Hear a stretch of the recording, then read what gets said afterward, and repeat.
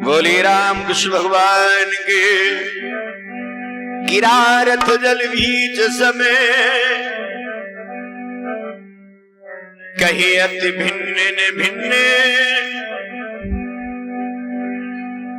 बंदहु सीताराम पदे जिन्हीं परम प्रिय खिन्ने। राधिका स्टूडियो के माध्यम से आप लोगों के समक्ष एक मैं प्रसंग लेकर के चल रहा हूं। आप लोगों ने एक भजन सुना था, श्री जनक लली लक्ष्मण की बहन बोलो भौजाई कैसे हुई। मैं आज आपको बताने जा रहा हूं कि श्री जनक लली लक्ष्मण की लली बताया था कि जाने भौजाई कैसे, लेकिन लक्ष्मण की नातन है, जनक जी महाराज लक्ष्मण के दामाद हैं। आइए ये नई प्रस्तुति राधिका स्टूडियो के माध्यम से, जिस समय भगवान भोले बाबा का विवाह माता पार्वती के साथ में होकर कैलाश पर्वत के आया, भगवान शंकर के विवाह का प्रथम दिन है। माता पार्वती ने सोचा आज मैं ऐसा कौन सा कार्य करूं जो मेरे स्वामी पूरे जीवन पर मुझ पर प्रसन्न रहे। तो माता पार्वती ने सोचा क्यों ना आज मैं अपने भोले बाबा को बेलपत्र चढ़ाऊं। दुनिया के लोग चढ़ाते हैं, भांग धतूरा चढ़ाऊं, ये तो दुनिया के लोग चढ़ाते हैं।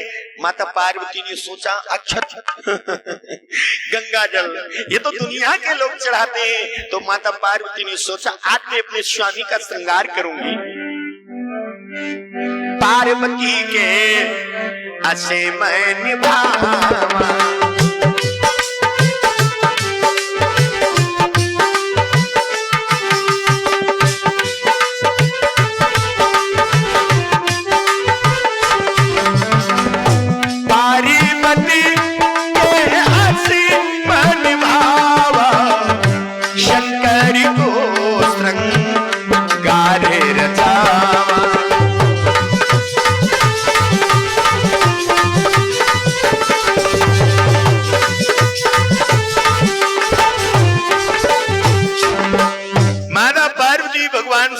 श्रृंगार करने लगी।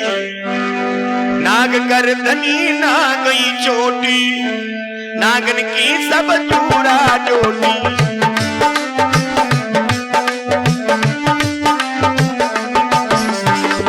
शरफ निहारे हवेले बनाए, शरफन के डले लटकाए।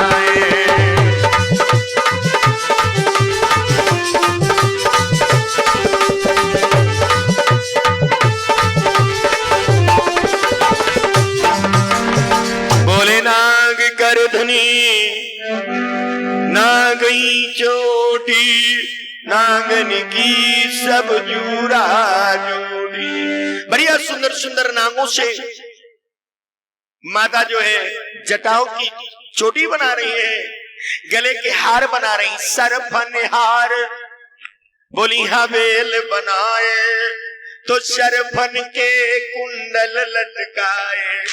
मैया ने सर्पों का सारा श्रृंगार किया। जैसे आप लोगों ने भगवान शिव के विवाह में मेरी कथा सुनी है, शिवई शंभुगल करही श्रृंगारा, जटा मुकुट यही मोर सम्हारा। इसी प्रकार से सर्पों से श्रृंगार कर रही है माता पार्वती भगवान शंकर का।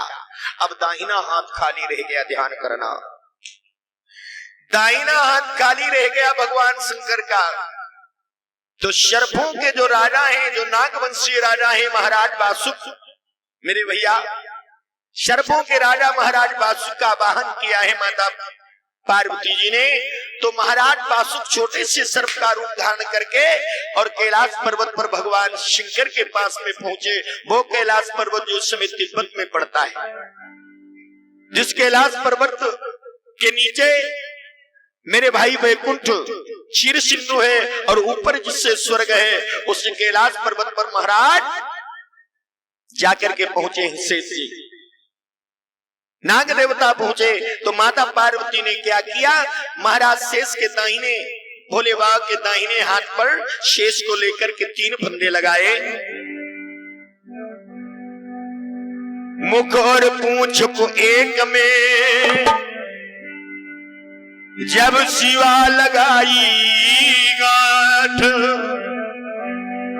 तब अकुलाने शेष जी हुई हृदय में बाट। महाराज शेष के हृदय में पीड़ा उत्पन्न हो गई प्यारे, जब माता पार्वती ने शेष महाराज को भोले बाबा के दाहिने हाथ पर तीर फंदे लगाए और पूंछ और मुख को एक में लेकर के ग्रंथि लगाई, तो महाराज शेष के हृदय में पीड़ा उत्पन्न हो गई। तल के शेष प्राण अकुलाने, तल के शेष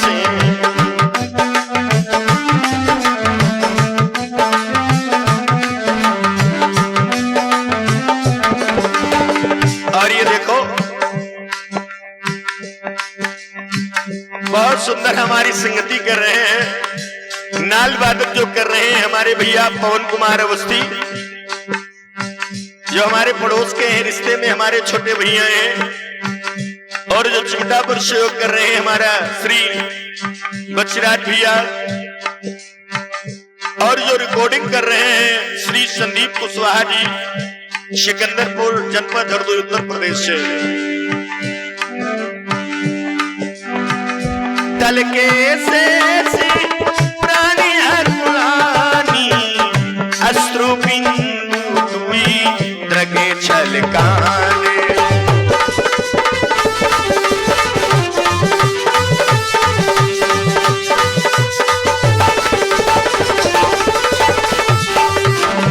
आज महाराज शेष के हृदय में जब पीड़ा उत्पन्न हो गई, तो महाराज शेष की दाईं और बाईं आंख से एक एक आंसू टपक करके गिर पड़ा। दाईं आंख से आंसू टपक करके गिरा, एक कन्या प्रकट हो गई, नाम क्या है? सुलोचना। और बाईं आंख से थोड़ी देर में जो है एक आंसू गिरा, दूसरी कन्या प्रकट हो गई, नाम का है सुलोचना। किसी ने बड़े सुंदर शब्दों में बताया है, अरे कोना आंसुअन प्रगटी दुई कन्या,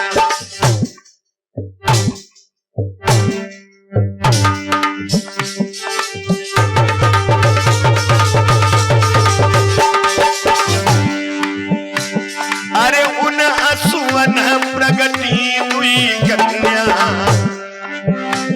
अरे उन आंसुअनी प्रगटी दुई कन्या, एक सिलोचनी एक सुनैना।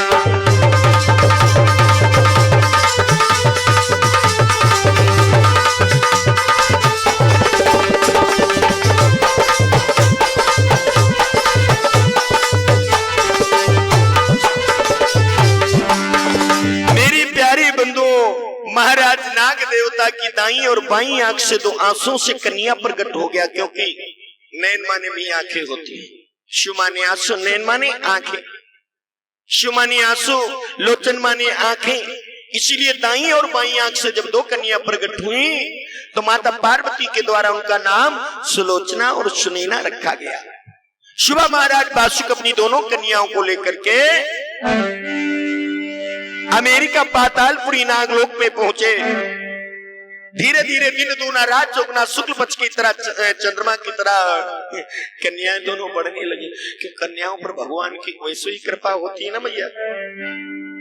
थोड़े दिन के बाद में, अरे कछु दिन बाद युवा हुई आई,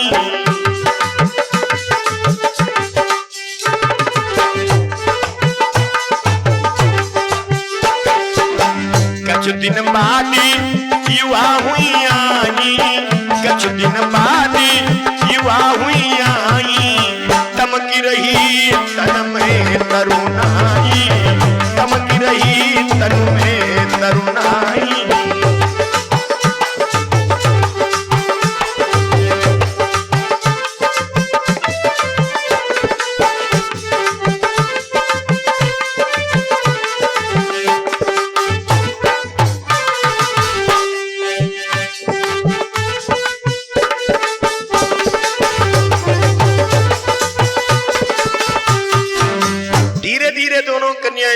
गुना रात चौगुना शुक्ल पक्ष के चांद की तरह बढ़ने लगी। मेरे बंधुओं, जिस समय दोनों कन्याएं विवाह करने योग्य हो गईं, महाराज वासुक नाग देवता को रात्रि में नींद नहीं आ रही है। हमारे समाज में 4 ऐसे लोग हैं जिनको कभी अच्छी नींद नहीं आती है। कौन कौन से?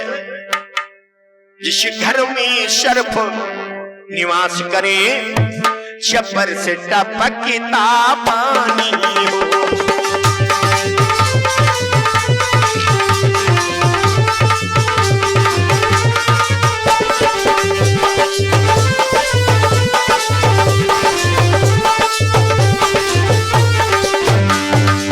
और जिस घर में सर्प निवास करे, छप्पर से टपकता पानी हो। और करने का भारी लदा सिर पर, घर ब्यान सुता सयानी हो।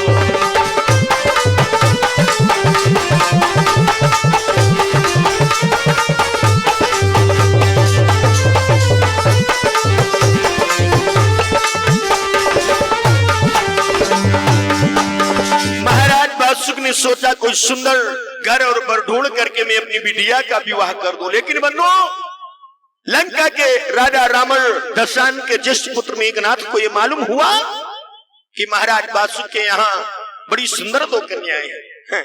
जैसी सूचना प्राप्त हुई मेघनाथ को, अरे यहाँ सुधी मेघनाथ जब भाई,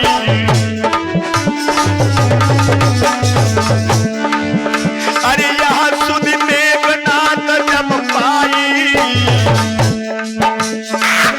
साजी गढ़ घेरी सी जानी।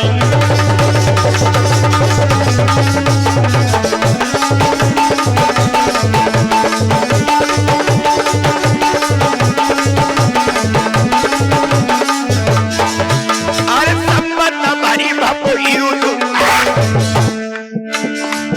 अरे संबत भरी भो युद्ध यमारा, और निश्चर जीत समर मझारा।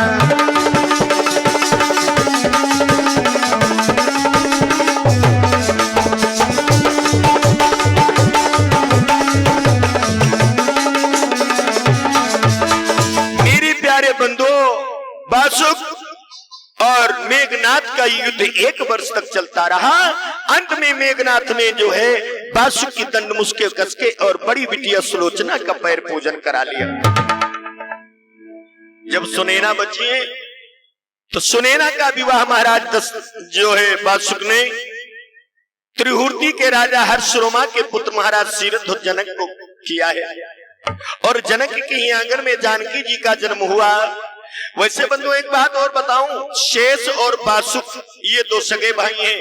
महाराज शेषनाग जो है वो बड़े हैं और वासुकी छोटे हैं। लक्ष्मण का अवतार जो है वो शेषावतार है और शेषावतार लक्ष्मण है। शेषनाग के छोटे भैया वासुकी हैं।